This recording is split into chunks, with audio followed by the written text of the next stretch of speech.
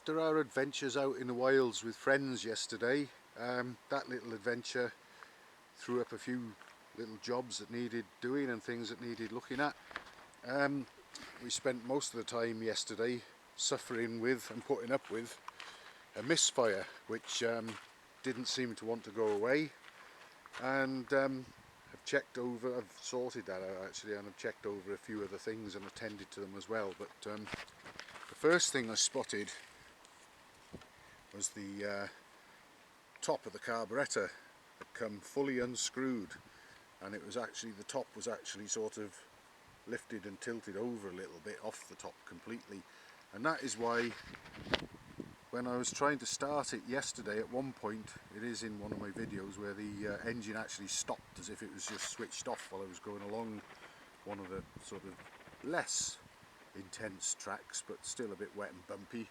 The engine just stopped, and when I was trying to restart it, which wouldn't have been on film because I had my gloves off and tools out and things by then, but I tried putting the choke on and found that when I moved the lever, instead of the choke slide dropping, I just got a big loop of cable there, and I thought that the cable had probably had water in it and got stuck, but it was actually because of the choke slide had sort of come right out of the hole it drops through and had tilted over, so it was out of line with it and couldn't close. So anyway, I spotted that today. Oh look, I've actually been out on this bike today and got fuel, and I just noticed that that top is loose again, so I'm going to do a little more about that. I think I might put some thread locking compound on that, just a small amount, because I do want to actually get the thing undone again from time to time.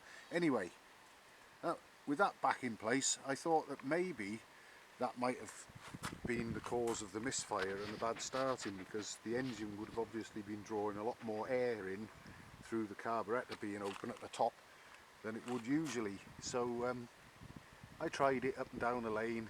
It ran, it started reasonably easily, but the misfire was still there. So I came back and I changed the spark plug.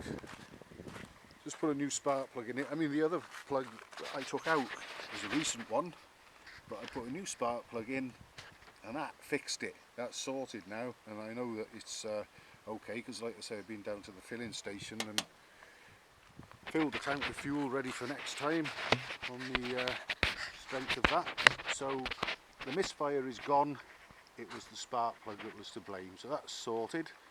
What else have I done with it? Well, the chain obviously needed a good oiling after being out in all that wet and horrible weather and all the muddy, dirty conditions. So I've oiled the chain.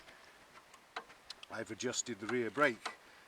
Now, when I went up and down the lane on this bike, I also applied the rear brake to dry out the rear brake drum, because obviously things were soaking wet in there after yesterday as well, and it took a while before the back brake did anything. But it's working again, dried out and adjusted now. I also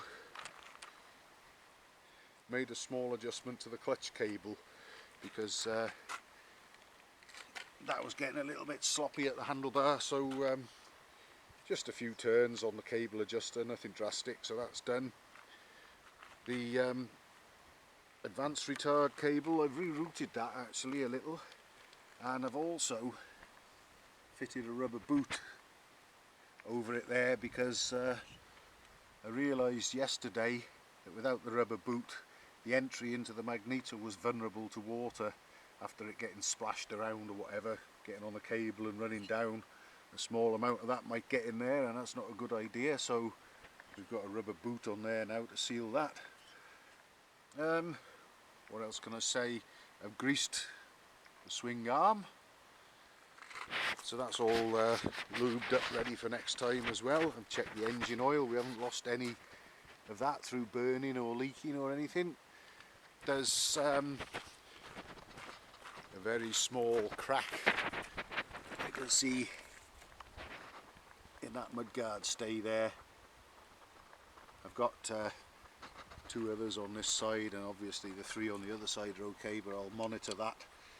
Just cable tied that there, but I think I've got something I can use to replace this, so that's not a biggie. And I think overall the bike's good to go again, and ready for our next adventure, whatever that might be. But I don't really want to, I think yesterday, it's possible to see in some of the videos probably, that some of what we did was bordering on abuse really, for such a nice old machine. I don't really want to go wrecking it and smashing it up.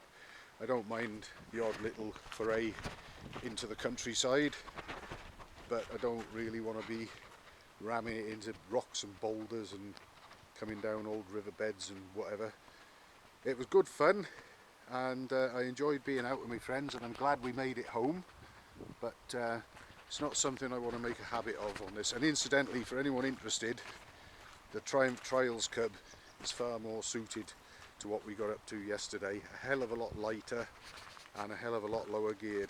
That was one of my main problems with this yesterday. It is actually on pretty much standard 500 Readiness Bullet road going gearing, and first gear is just way too high on it, and I had to feather and slip the clutch a lot, which put that under stress.